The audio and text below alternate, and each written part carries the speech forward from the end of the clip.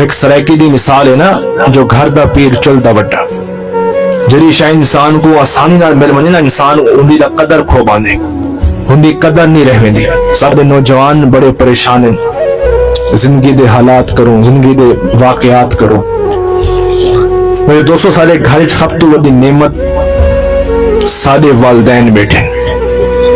میں اپنے نوجوانے کو آخسا، اگر زندگی دے پریشانے کو باہر نکلنا چاہندو، زندگی دے مصیبتیں کو آسان کرنا چاہندو، تو پہلے اپنے والدین کو راضی کرو، انہیں دی دعا حاصل کرو، انہیں دی دعا توڑی تقدیر بدل لے سے۔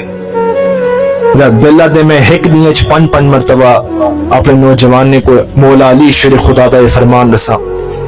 مولا علی شیر خدا کا ایک شخص آیا، وہ کہ حضور میں زندگی بے انتہا دولت حاصل کرنا کوئی وظیفہ دس۔ آپ اپنے وظیفے کو چھوڑ والدین دی دعا حاصل کر، والدین کو راضی کر۔ وہ بھی سوال پوچھا کہ حضور میں اتنا مشہور تھے وہاں جانا، مشرق کو گھنٹے مغرب تک لوگ میں کو جانیں، آپ نے ولا کہ اپنے والدین کو راضی کر۔ وہ تیجا سوال پوچھا، حضور میں اتنا مشہور تھے وہاں جانا، لوگوں نے دلی تے راج کرا، آپ فرمائے نے اپنے والدین کو راضی کر۔